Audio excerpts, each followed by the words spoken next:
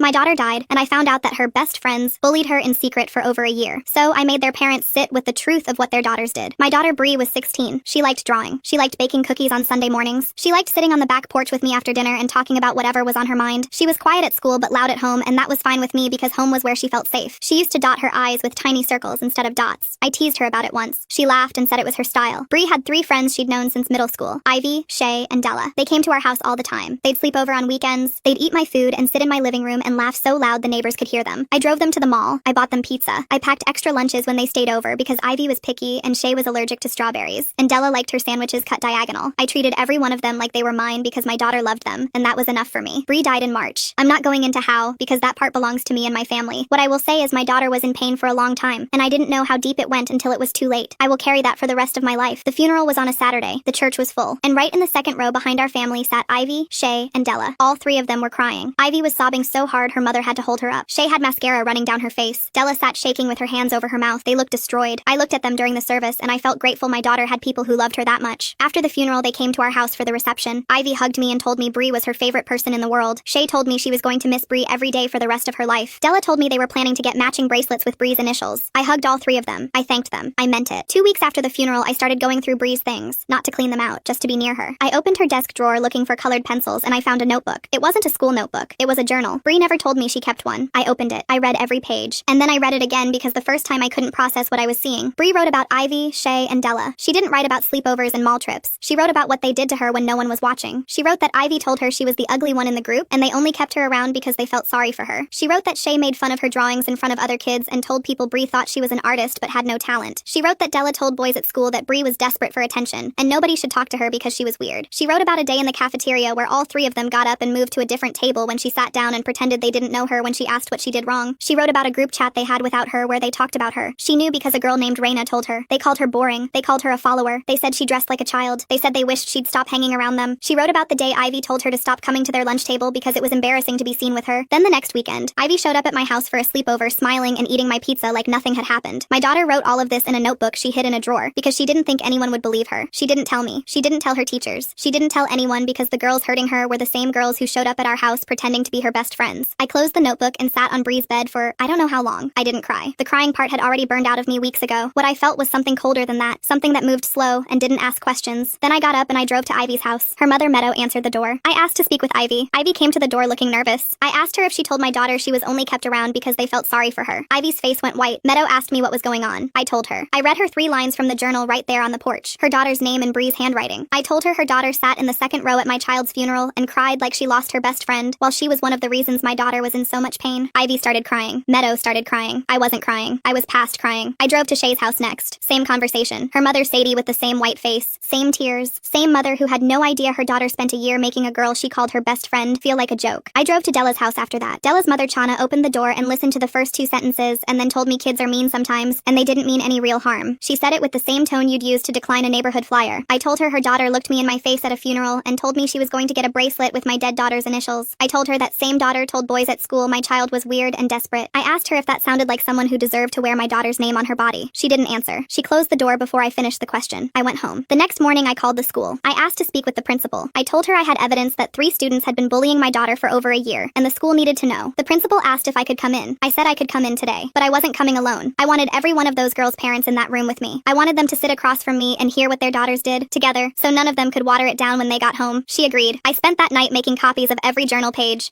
Bree's words were going to be in that room whether those families were ready or not. The meeting was set for 4 o'clock. All 3 families confirmed. Even Chana, once the principal made clear the school was proceeding with or without her. I got to the school and signed in. The principal came out. She told me Chana had already called the school twice. Once to say I was harassing families. Once to request the meeting be canceled. Chana said I showed up at her house unannounced and made threats. That I was unstable. I asked her a question. I read her what her daughter did. If that felt like a threat, she should think about why. The principal didn't argue. She said the meeting was still happening. My phone rang. It was Meadow. Her voice was shaky. She said, Chana called me last night. She said we should all agree this was just normal friend stuff and that you're looking for someone to blame. I asked her one thing. Do you believe that? Meadow went quiet. Then she said, no, that's not normal. She told me she'd be at the meeting and Sadie would come too. But Chana had told them not to admit to anything. Chana said she'd handle it, like it was a business meeting. I almost laughed. I said, good, let her talk. I have Bree's words. Her daughter's name is on every page. I walked into the conference room. The principal was already seated at the head of the table. The counselor sat down with a notepad like she was planning to take minutes at a business meeting. I put my folder of photocopies in front of me. Meadow came in with Ivy. Ivy had her arms crossed tight over her chest and her eyes were red and swollen. She wouldn't look at me. Meadow gave me one small nod, like she was saying, I'm here and I'm not going to pretend this didn't happen. Sadie came in with Shay. Shay looked exactly like she did at the funeral. Sadie sat stiff and didn't say a word. Chana walked in with Della last. Chana walked like she owned the room. Back straight, chin up, purse over her shoulder like she was arriving at a dinner party she didn't want to attend. She pulled out a chair at the far end and sat down. Della sat next to her, quiet, head low. Before the principal could open her mouth, Chana spoke. I want it on the record that I don't think this meeting is appropriate. These are children. They are grieving. And putting them through this is not going to bring anyone's daughter back. The room went still. I looked right at Chana and said, you're right. Nothing will bring Bree back. But your daughter is alive and mine isn't. And the least you can do is sit here and listen to what she went through. Chana pressed her lips together. The principal asked me if I wanted to share what I'd found. I opened the folder. The photocopied pages were in order. I'd organized them the night before, one entry at a time. I picked up the first page. My hands were steady. I read it slow. I read it in Bree's words, exactly the way she wrote them. Not cleaned up, not softened. The first entry was about Ivy. I read the part where Bree wrote Ivy told her she was the ugly one in the group. I read where she said Ivy told her they only kept her around because they felt sorry for her. Ivy put her face in her hands. Her shoulders started shaking. Meadow's mouth fell open but nothing came out. That look when you realize your child did something you can't fix. I picked up the next page. This one was about Shay. I read where Bree wrote about Shay making fun of her drawings in front of other kids. I read where she said Shay told people Bree thought she was an artist but had no talent. Sadie covered her mouth. Shay started crying and looked up at me through the tears and said, I didn't mean it like that. I said, Bree didn't write about what you meant. She wrote about what you did. Shay's face crumbled and she turned into her mother's shoulder. Sadie wrapped an arm around her but kept looking at me like she didn't know what to do with what she was hearing. The weight in that room was building with every page. I picked up the next page. This one was about Della. I read where Bree wrote about Della telling boys at school that Bree was weird and desperate for attention and nobody should talk to her. I read about the cafeteria, the day all three of them got up from the table when Bree sat down and pretended they didn't know her. I read about the group chat, the things they said about her in it. When I finished, I put the last page down. The room felt like it was holding its breath. For a moment, I thought maybe this was enough. Then Chana broke the silence. She leaned forward and put both hands flat on the table. I understand this is painful, but Bree could have told someone. She could have told a teacher. She could have told you. These girls are not the only ones responsible for what happened. The words hit the room like a wall. Meadow turned to Chana so fast her chair scraped the floor. Don't you dare! Her voice cracked when she said it, but there was fire behind it. Sadie stared at Chana with her mouth open like she couldn't believe a person would say that out loud after what we all just heard. I gripped the edge of the table. I felt the wood press into my palms. I felt my whole body want to stand up and scream at this woman who had the nerve to sit in a room full of my daughter's pain and point the finger back at my child. But I didn't yell. I didn't stand. I looked at Chana and I said it very quietly. So quiet that everyone had to lean in a little to hear me. You just heard my dead daughter's words describing what your daughter did to her. And your response is to blame my child for not asking for help loudly enough. I need you to hear yourself right now. Chana's face didn't change at first, but her eyes moved around the room. Meadow glaring at her. Sadie shaking her head. The principal watching with disbelief. Even Della, her own daughter, looking at the table and not at her mother. Not one person was on Chana's side. She thought blaming Bree would take the heat off Della. Instead, every person in that room turned on her. I wasn't done. I still had the entry Bree wrote the week before she died, the one I hadn't read yet. I reached into the folder and pulled out the last photocopied page. There is one more entry. Bree wrote this 8 days before she died. Every pair of eyes moved to the page in my hands. I started reading. Bree wrote that she finally understood that Ivy, Shay, and Della were never really her friends. She felt stupid for believing they liked her. She kept replaying things in her head, all the sleepovers and the mall trips, and kept asking herself if any of it was real, or if the whole time they were just keeping her around as someone to make fun of. She thought something was wrong with her. Not with them, with her. Because she couldn't make anyone want to stay. She tried being funnier. She tried dressing different. She tried not talking as much because Ivy once told her she talked too much. She tried drawing less because Shay made her feel like it was something to be ashamed of. She tried being whoever they wanted her to be, and it still wasn't enough. And then at the bottom of the page, in smaller writing, Bree wrote, if my best friends think I'm this bad, then maybe I am. I put the page down. I pressed my hand flat on top of it. The silence was total. Ivy was sobbing openly. Meadow gripped her against her side with fingers pressed into her arm. Meadow looked at me. I am so sorry. I didn't know what Ivy was doing. I said, I believe you. But then I said, but Ivy knew. Sadie turned to Shay. Did you really say those things about her drawings? Shay nodded into her hands. Sadie stared at her daughter for a long time. Then she said, Bree showed me her sketchbook once. She brought it over to show Shay. I sat with her at our dining table and I looked at every page. I told her she was talented. I told her she had a real gift. And my daughter was telling people the opposite. Sadie turned to Shay. The softness was gone from her face. You are going to sit here and listen to every word this woman says. You are not going to look away. You are not going to cry your way out of this. When we get home, we are going to have a conversation you will never forget. I looked at Della. She was sitting with her head down, tears dripping onto the table in front of her. I said, Della. She looked up. You told me at the funeral you were going to get a bracelet with Bree's initials. Did you mean that? Della nodded. Yes. I said, you told boys at school not to talk to her. You called her weird. You called her desperate. And then you stood in my house at my daughter's funeral and told me you wanted to wear her name on your wrist. Della's face broke apart all at once. She put her head on the table and said, I'm sorry. I'm so sorry. I didn't think it was that bad. I didn't think she'd... And the rest died in her throat. She didn't have to finish. Everyone knew. Chana grabbed Della's arm. You don't have to say anything else. I said, yes, she does. Chana turned to the principal. I came here in good faith, but this woman is using her grief as a weapon. My daughter is 16 years old. She made mistakes, but she doesn't deserve to be treated like a criminal. She looked around for backup. Sadie turned her face away. Meadow didn't move. The counselor dropped her eyes to her notepad. Chana pushed her chair back. The legs scraped the floor. She stood up and grabbed her purse. Della, we're leaving. My chest tightened. If Chana walked out, she was taking a third of the truth with her. She'd drive home with Della and spend the whole ride telling her daughter the meeting was unfair affair. In a few weeks, Della would believe her. I said, if you walk out of this room, you are telling your daughter that what she did doesn't matter. You are telling her that when someone gets hurt, you just leave. Chana stopped halfway to the door. She didn't turn around. She said again, louder, Della, come on. I looked at Della. She hadn't moved. Her hands were pressed flat against the wood like she was holding herself to the chair. She didn't stand. She didn't reach for her bag. She didn't even look at her mother. Chana turned around. Della, let's go. Della lifted her head. Her face was a mess. She looked at her mother with eyes so full of something I almost had to look away. She said, Mom, stop. Please just stop. Chana stared. Della kept going. She's right. Everything in that journal is true. I said those things. We all said those things. And Bree was the nicest person I knew. She was kind to everyone. She never said a mean word about any of us. Not once. And I was horrible to her. I smiled at her face and I went to her house and I ate her mom's food and I went home and I said awful things about her and I can't take any of it back. Della wiped her nose with her sleeve. She looked at the stack of pages. I have to sit here and hear it because she can't say it herself anymore. Chana stood frozen at the door. Her purse dangled from her fingers. She was looking at her daughter the way you look at someone you thought you knew when they suddenly become a stranger. The script she came in with was gone. Her own daughter just ripped it up in front of everyone. Chana walked back to her chair. Slowly, she sat down. She put her purse on the floor. She folded her hands in her lap. The sharpness was gone. The fight was gone. She didn't look at anyone. I looked at all three girls. I kept my eyes moving between them so each one knew I was talking to her. Not around her. Not past her. To her. I fed you. All of you. I made snacks when you came over after school. I ordered pizza on Friday nights. I drove you to the movies and to the mall and to each other's houses. I picked you up when your parents were busy. I opened my home to you because my daughter loved you and I thought you loved her back. And you took that. You took all of it. You sat at my table and you ate my food and you slept in my house and then you went to school and you made my daughter feel like she was nothing. You made her feel like the problem was her. Like if she could just be different enough, quieter enough, less herself, then maybe you'd stop. That last entry she wrote, the one where she said maybe she really was as bad as you said, that's what you gave her. That was your gift to my daughter. You took a girl who liked drawing and baking cookies and sitting with her mom on the porch, and you made her believe she was the problem. That's what she was holding when she couldn't carry anything else. I let that sit. I watched it land on each of their faces like something falling from a height. Ivy had her fists balled against her eyes and her whole body was curled forward like she was trying to fold herself in half. Shay was shaking so hard her teeth were chattering. Della was looking right at me, tears running in lines down her cheeks and dripping off her chin onto her hands, and she wasn't wiping them away. She was just letting them fall. I picked up the journal, not the photocopies. The actual notebook with the bent corners and the little sticker of a cat on the front. I held it against my chest. I looked at Chana. You told me kids are mean sometimes. You stood in your doorway and told me kids are mean sometimes and they didn't mean any real harm. A kid says something dumb on the playground and feels bad 5 minutes later. That's kids being mean sometimes. Your daughter wasn't mean sometimes. She was mean every day. On purpose. Over and over again for more than a year. To a girl who thought she was her friend. And when that girl died, your daughter showed up at her funeral in the second row and cried so hard, everyone in that church thought she was heartbroken. That's not a kid being mean. That's something you need to look at very carefully. Not just in your daughter. In yourself. Because she learned it from somewhere. Chana's chin started to shake. Her eyes filled up. She didn't respond. She just stared at her own hands like she was looking at them for the first time and didn't recognize them. I stood up. I left one photocopy on the table, face up, with Bree's last entry on top. Read them with your daughters. Not once. Not until you tell yourselves you dealt with it. Until you hear my daughter's voice in those words. She was real. She was mine. She deserved better than what she got. I walked to the door. I put my hand on the frame. I didn't turn around. Her name was Bree. She liked drawing. She liked baking cookies on Sunday mornings. She deserved better than what your daughters gave her. I walked out. I didn't cry. The hallway was empty. My shoes were loud on the tile floor. I pushed through the front doors and the outside air hit my face and it was warm and it smelled like cut grass. Bree liked the smell of cut grass. She told me that once, sitting on the porch. She said it smelled like summer was trying to start. I got to my car. I sat down. I put the journal on my lap. The little cat sticker. The bent corners. The pages full of my daughter's voice saying all the things she never said to me. I didn't start the engine. Somewhere behind me, 3 mothers sat with their daughters and nobody was talking. Bree's words were still in the room.